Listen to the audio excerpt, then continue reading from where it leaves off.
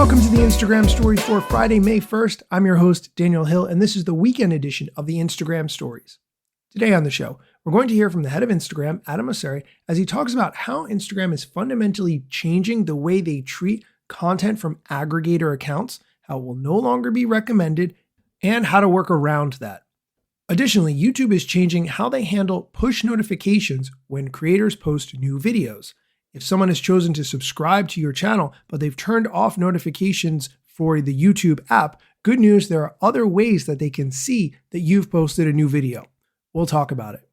Also, the CEO of Snapchat, Evan Spiegel, was asked directly about what it's like to have Meta steal all your best ideas, stories, glasses, more. We're going to get into all of that, but first, here's a quick word from our sponsors. Let's be real. Nobody can actually keep up with AI anymore.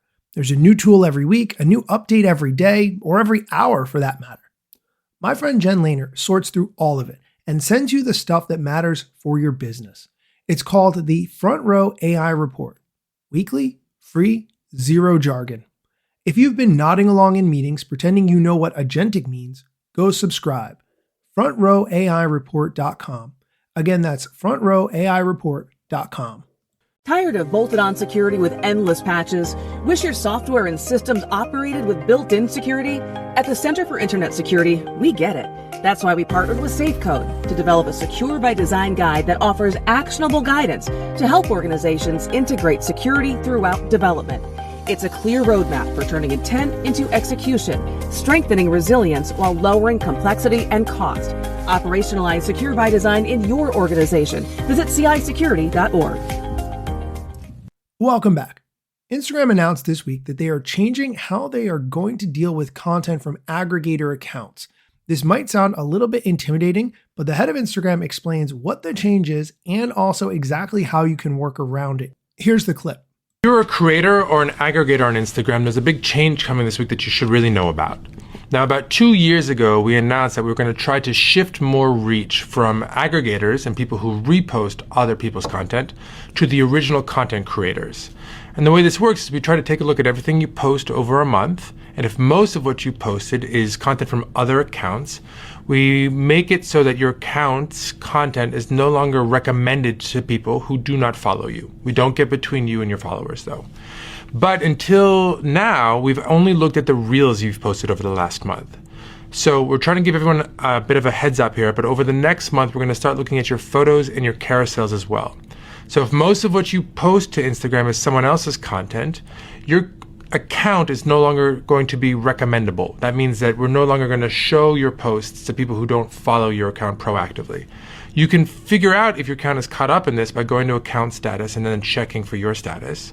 If you think we've made a mistake, you can actually appeal and let us know that we made a mistake. But if you are an aggregator and you want to still maximize your reach, a few things to consider, because we know that aggregators are an important part of the ecosystem. One is remix the content in some way, shape, or form. Make it your own. You can do your green screen or your own words on top or your own commentary. The other is if you don't have a way to make a spin on the content to make it your own, you can either repost someone else's content using the repost button, which gives them credit where it's due, or you can actually do a collab post, again, giving credit back to that original content creator, which we really want to make sure that we are valuing in Instagram and in ranking.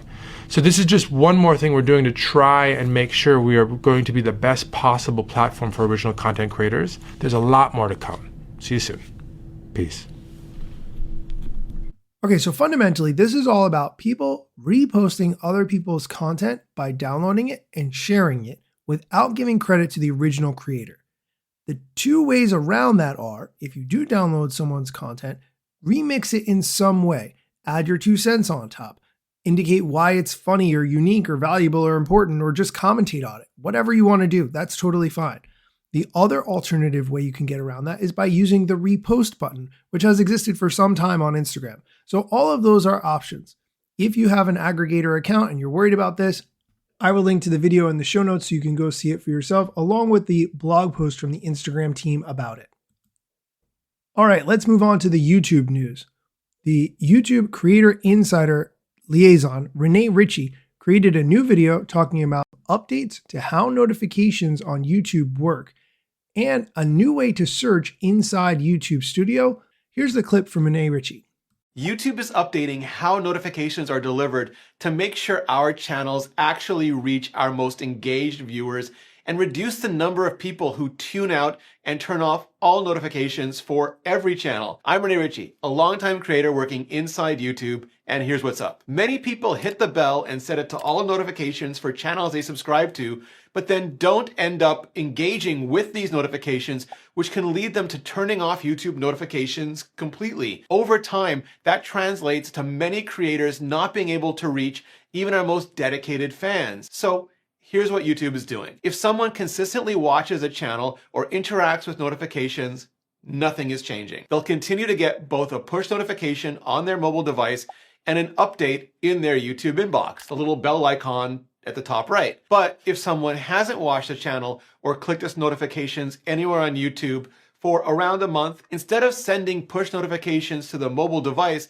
they'll be sent straight to the YouTube inbox, that bell icon. This change only affects push notifications to mobile.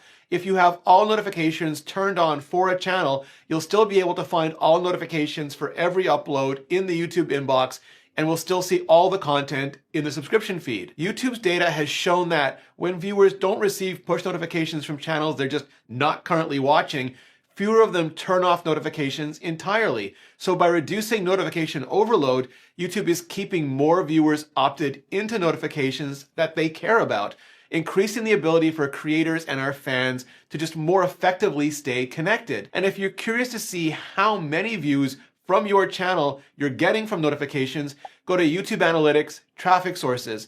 For Creator Insider, it's 2.1% for the last 12 months. For my channel, it's 1.5%.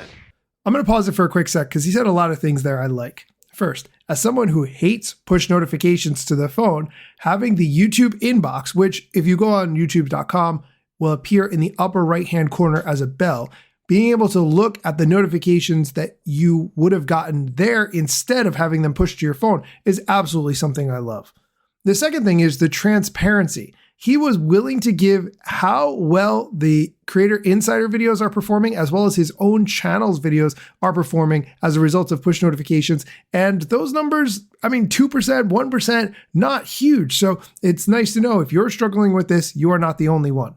Okay, here's the rest of the clip. To resolve audio copyright issues, US-based creators can now generate instrumental tracks right in the YouTube Studio editor. The Replace Song tool in YouTube Studio Desktop will now include a new Create button. Hit it and YouTube will generate 4 royalty-free instrumental tracks that you can use to replace copyrighted audio in your videos and release Content ID claims. That's US and desktop only for now. Global launch and Studio Mobile are planned for later this year.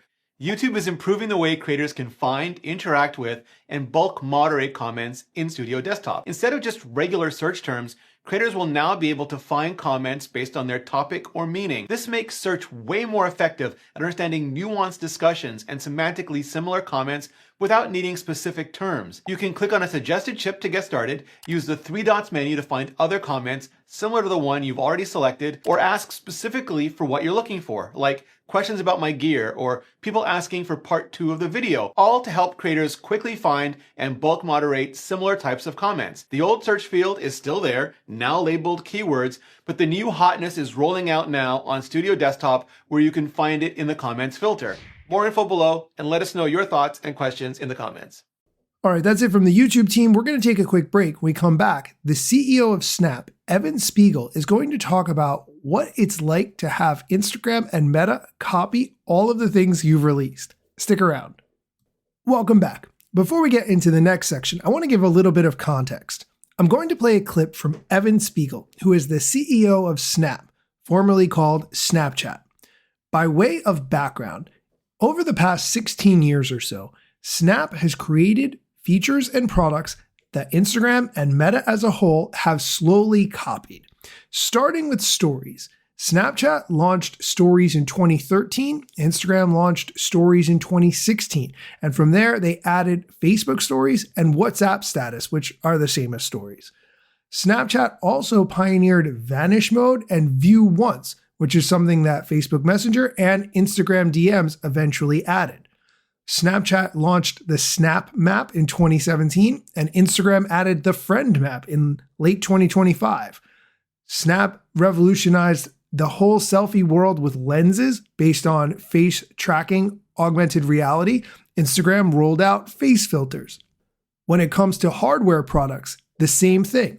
Snap launched Snap Spectacles in 2016, and Meta launched Meta Ray-Bans. This has been an ongoing joke, so much to the point that the CEO of Snap, Evan Spiegel, has on his LinkedIn profile that he is VP of Product at Meta, which is a really funny joke. The more you think about it, the funnier it is. Here's a clip of him being interviewed where he talks about what it's like to have Meta take your best ideas. Something that has always been really interesting to me about Snapchat is it feels like you guys have just innovated so much over the years. You guys basically just invent all the things. People copy you, benefit greatly from it. And it's just kind of wild to watch. And just like a few examples that come to mind, stories you guys created. You were very early on AR glasses. You guys launched spectacles before Meta got into the stuff. Swipe-based navigation, I think you guys started. The idea of holding to do a video versus a photo.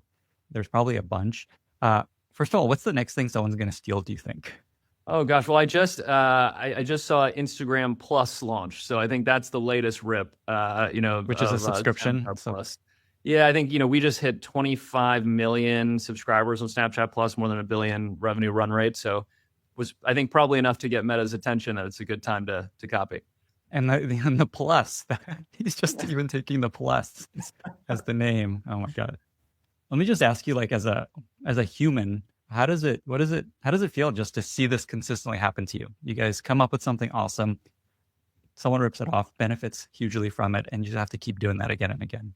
It's certainly better than making stuff that people don't want to copy. So I think, in many ways, it's a blessing that we've been able to continue to innovate, to make new things that really resonate with folks, and that ultimately people want to end up, copying from Snap. So I think it certainly beats the alternative, but it does, mean that we have to be really thoughtful about our strategy. And so I think, one of the things, it's been an interesting time for me to reflect a lot on our strategy over the last 15 years, because 15 years ago we essentially learned that software is not a moat, right? Which is something that everyone is discovering today with AI, right? But 15 years ago, because all the software features that we could create were so easily cloned by our competitors, we started to think about how to build a more durable business, how to build a business that had bigger and more effective moats. One of the first things we did was focus a lot on building ecosystems, right? Whether those are, the relationships between creators and Snapchatters, whether that's the platform we built around augmented reality, where, developers have built millions of these lenses.